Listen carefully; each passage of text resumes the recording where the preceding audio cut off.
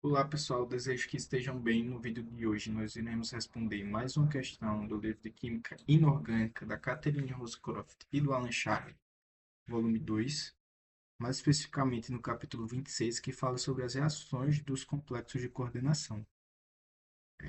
Eu estou com o livro aqui do lado, então eu gostaria de mostrar para vocês como ele é, tá? Pelo menos a capa, né? Tá? Quarta edição. E é um bom livro. Se fosse para dar uma opinião sobre ele, diria que é um bom livro por apresentar vários exemplos e aplicações de diversos conceitos abordados nos capítulos, tá? Então, essa é um diferencial para o livro de química inorgânica, porque, enfim, traz diversos exemplos, né? Voltando para a questão, a questão escolhida é 26.6, e na alternativa A, diz o seguinte: surgir um mecanismo para a reação do complexo trans-PT-L2-Cl2 mais Y, resultando no complexo trans-PT-L2-Cly+, mais um íon cloreto, indicando que houve a substituição de um ligante clorido no complexo, né, pelo ligante Y. E aí, na alternativa B, ele fala o seguinte: se o intermediário em seu mecanismo tem uma vida suficientemente longa, que complicação pode aparecer? Então, eu trouxe essas alternativas para cá, para a gente poder riscar um pouco. E, bom, primeiro a gente deve ter uma noção dos mecanismos possíveis, que são os mecanismos associativos e dissociativo, tá? Tem também o de intertroca associativo, simbolizado pelo I, Azinho, e o de intertroca dissociativo, simbolizado pelo IDzinho, né? E aí, para a gente ter uma noção, né, uma breve revisão, é que o associativo envolve um intermediário de número de coordenação mais alto, porque ocorre inicialmente, né, o ataque do ligante de entrada. Por exemplo, se temos um ligante com um complexo com 4 ligantes, o ligante de entrada ataca ali, formando um complexo de número de coordenação mais alto. Se tinha 4 ligações, ficou 5 ligações no intermediário, e depois disso é que o ligante de saída ele sai do complexo, tudo bem? Já o mecanismo dissociativo ocorre inicialmente o desligamento do grupo de saída, né, do ligante que vai ser substituído, ficando com um complexo com menos ligantes, um número de coordenação menor. Se tinha 4, ficou 3. E aí depois disso é que o ligante de entrada faz o ataque, tudo bem? Então, qual mecanismo a gente pode sugerir para um complexo plano quadrado de platina? Então, recorrendo ao livro, né, mostro para vocês um trecho que pode embasar, né, nossa sugestão. Aqui exatamente na seção 26.3, que fala sobre a substituição em complexos plano quadrado.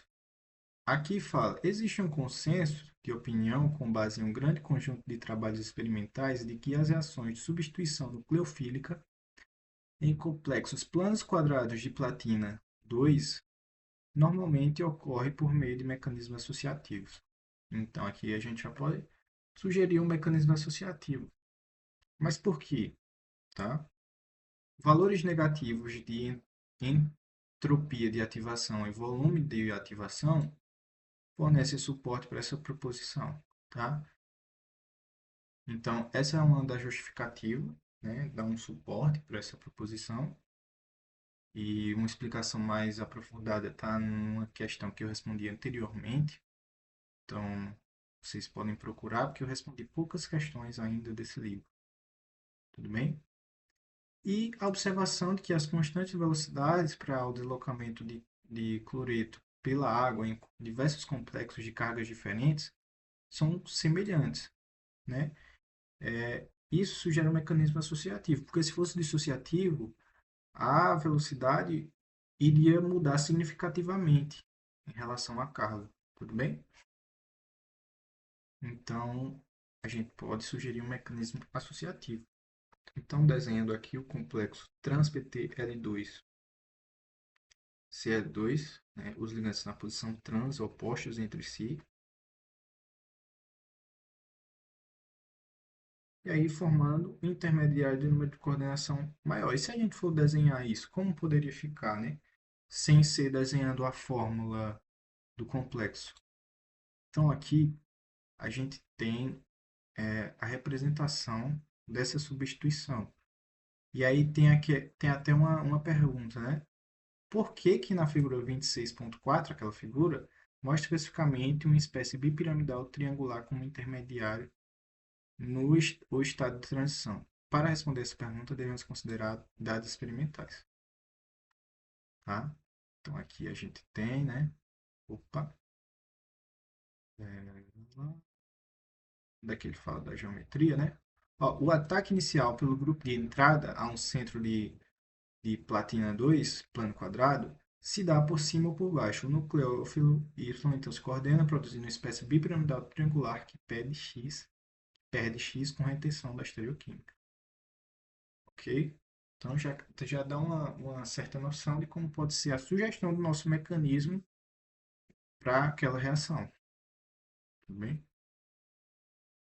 E aí, por quê, né? Por que um intermediário com essa geometria bipiramidal triangular? Um fator é o efeito trans, tá? Que é uma interação entre os orbitais, né? E a densidade de elétrons, π, que faz com que ligantes que estejam em uma posição trans de certos ligantes seja substituído mais facilmente ou de forma mais difícil, tudo bem? De grosso modo é assim. E aí, o ligante L2 está em posição trans com relação ao grupo de saída, tal, vamos lá. Ele fala sobre o ligante que está na posição trans, o ligante de saída X e o ligante Y. Esses três ligantes e os centros metálicos podem se comunicar eletronicamente por meio de interações π apenas se todos estiverem no mesmo plano. É uma condição para o efeito trans que é observado experimentalmente. Então, se eles interagem através de ligações π, tá? Isso implica que a espécie de número de coordenação 5 tenha de ser bipiramidal triangular e não piramidal de base quadrada, porque o ligante de entrada X, o ligante de saída X, o ligante de entrada Y e o ligante na posição trans, eles têm que estar no mesmo plano para que os orbitais π possam interagir entre si. Então, essa é uma das justificativas para a espécie bipiramidal triangular que nós iremos desenhar ela aqui agora, finalmente. Tá? Depois de tanta conversa, podemos aqui. Eu poderia ser bem mais prático, né, pessoal? Mas, enfim, espero que desse mal saia algum bem. Então vamos lá, aqui, ó. Temos o ligante Y. Eu acho que na verdade devia ser a tracejada para fora. Pode ser ele aqui. E essa daqui não é tracejada, não.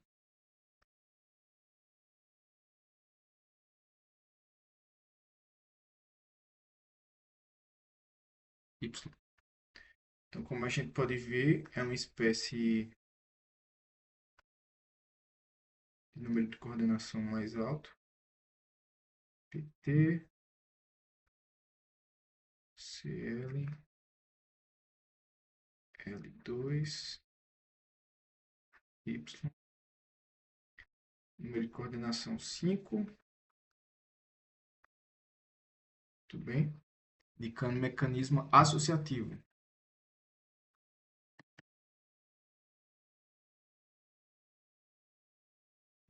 Espero que dê tempo. Eu costumo falar demais. E aí depois, né, desse intermediário, é que o ligante de saída, o cloreto, ele vai sair. Tudo bem? E vai ocorrer uma retenção da estereoquímica. Cl aqui. Retenção da estereoquímica, isso significa que o ligante de entrada vai substituir o ligante de saída exatamente na mesma posição. Então, quem é o ligante de entrada? É o Y. Forma-se o íon cloreto. Beleza? E aí, a alternativa B, ela nos pede o seguinte. Deixa eu ver como é que está o tempo da questão. Então temos tempo ainda. Se o intermediário em seu mecanismo tem uma vida suficientemente longa, que complicação pode aparecer? E aqui eu vou pegar um trecho do livro que fala sobre isso.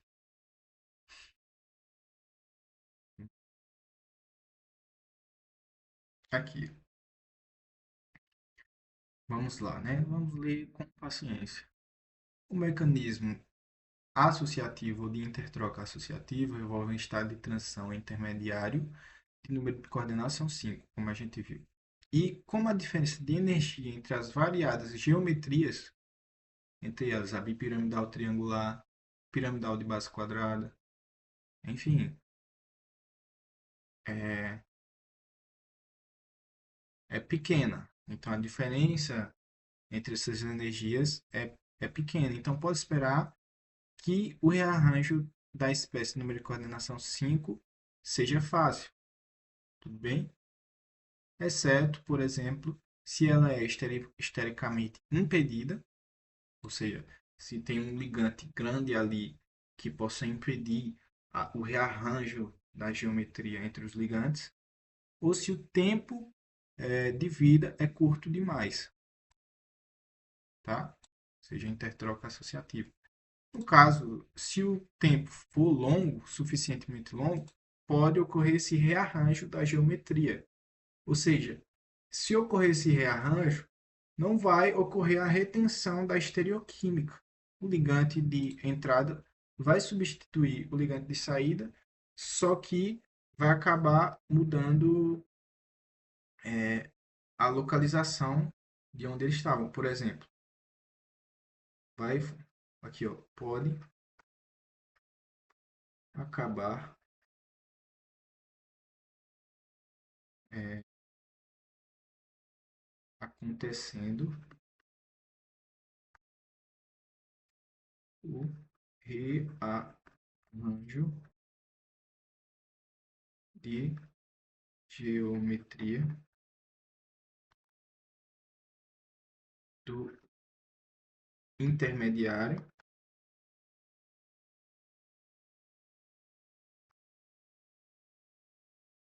de número de coordenação igual a 5, perdendo a retenção de estereoquímica.